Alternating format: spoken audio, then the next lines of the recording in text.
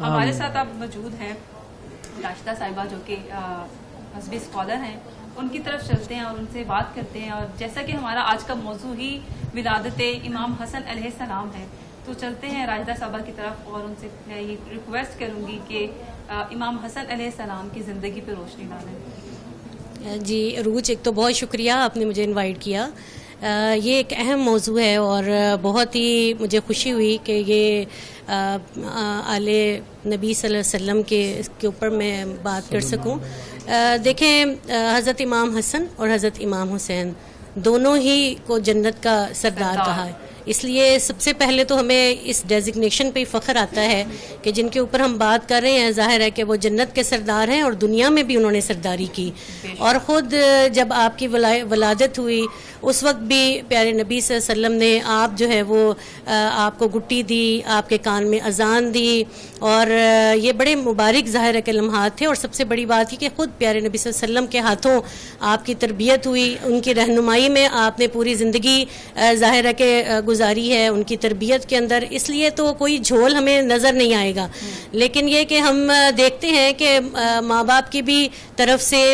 تربیت کے جو اصول ہیں، جس کے اندر عدل ہے، جس کے اندر شجاعت ہے، سادگی ہے، جس کے اندر جرت ہے، جس کے اندر صبر ہے، یہ اوصاف ہمیں حضرت حسن اور حضرت حسین دونوں کی شخصیات کے اندر جو ہے وہ نظر آتے ہیں. تو اس لحاظ سے بھی آپ دیکھیں، ایک بات سے یہ بھی واضح ہوا کہ گھٹی کا کانسیپٹ جو ہے وہ شروع سے چلتا آ رہا ہے. جی بالکل، خود پیارے نبی صلی اللہ علیہ وسلم نے زبان مبارک جو ہے آپ صلی اللہ علیہ وسلم نے لعاب جو ہے وہ لگایا تھا. تو یہ گٹی کا کنسیپٹ تو ہے، آج کی میڈیکل سائنس جو ہے وہ اس کو اتنا وہ نہیں وہ کرتی، لیکن یہ کہ بہرحال شخصیت کے اوپر جو ہے وہ اثر ہوتا ہے. اس کے لیے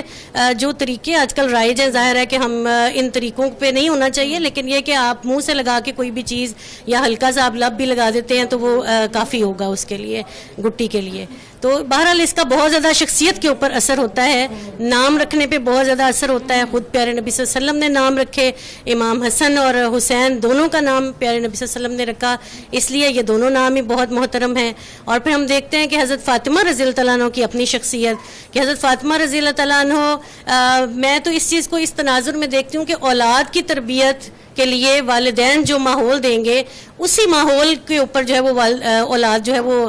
جوان ہوگی. اس کو آپ ایسے دیکھ سکتے ہیں کہ چونکہ ماں کے بھی اوصاف ہیں، ماں نے بہت سادگی کے ساتھ زندگی گزاری، اپنے گھر کے کام جو ہے وہ خود کیے، اپنی تمام تر جو اپنے ہاتھ سے جو ہے وہ آٹا گوندتی، اپنے ہاتھ سے آٹا پیستی، چکی پیستی، گھر کے کام کرتی، اور اس کے علاوہ پیار ہے اس گھر کے اندر، محبت ہے اس گھر کے اندر. اگرچہ مال و دولت نہیں ہے اور چاہتے تو مال و دولت بھی ہو سکتا تھا، لیکن اس دنیا کی چیزوں کو ایک طرف رکھا اور اپنے اخلاق اور اپنے اوصاف کو جو ہے پروان چڑھایا. اسی طرح آپ دیکھتے ہیں کہ باپ کی طرف سے بھی وہ شجاعت اور جرت اور عدل جو ہے وہ ہمیں نظر آتا ہے حضرت علی رضی اللہ تعالیٰ عنہ کی طرف سے، اور یہی وہ اوصاف کے پرتو جو ہے وہ اولاد کے اندر بھی نظر آتے ہیں. اولاد بہت ہی زیادہ یہ آل رسول ہیں، ہمارے لیے تقلید کا باعث ہیں. انہوں نے بہت ہی زیادہ آپ دیکھتے ہیں کہ وقت کے ساتھ جرت کے ساتھ حق کے لیے کھڑے ہوئے اور باطل کے خلاف آواز بلند کی، اور اس کے لیے ہر طرح کی قربانی بھی دی. ظاہر ہے کہ یہ سارے جتنے بھی کردار کے پہلو ہیں، ان سب کو جو ہے وہ بچپن میں ہی ان کو ترویج دی جاتی ہے، ان کی تربیت کی جاتی ہے، تبھی جا کے جو ہے وہ بچہ ایک آنے والے مستقبل میں بھی دنیا کے اوپر بھی سرداری کرتا ہے، اور پھر ہم دیکھتے ہیں کہ آخرت میں بھی پھر ان کو جو ہے وہ جنت کا سردار کہا ہے. اچھا، ایک بات میں اور کہوں گی عروج اس حوالے سے کہ دیکھیں کہ حضرت امام حسن اور حسین ان کے حوالے سے کہ دنیا کی سرداری جو ہے وہ حاصل کرنا کوئی معمولی بات نہیں ہے. اس کے لیے بہت سارے جو ہے وہ تربیت سے لے کر ظاہر ہے کہ جوانی ہے، اور پھر اس کے بعد آگے چل کے یہاں پہ میں یہ بات ضرور کہوں گی کہ جوانی یہاں یوتھ کے لیے بہت بڑا میسیج ہے، نوجوانوں کے لیے بہت بڑا میسیج ہے کہ نوجوانوں کو جرت مند ہونا چاہیے، ان کے اندر شجاعت ہونی چاہیے، حق کے لیے کھڑے ہونا ان کے لیے جو ہے وہ بہت ضروری ہے. یہ وہ اوصاف ہیں جو کہ آج کی نوجوان نسل کو حضرت امام حسن اور امام حسین رضی اللہ تعالیٰ عنہ کی شخصیت سے ملتے ہیں، اور یہی وہ اوصاف ہیں کہ جس کی وجہ سے قومیں کھڑی ہوتی ہیں اور قومیں جو ہے وہ عروج کی طرف آگے بڑھتی ہیں. بالکل ٹھیک ہے.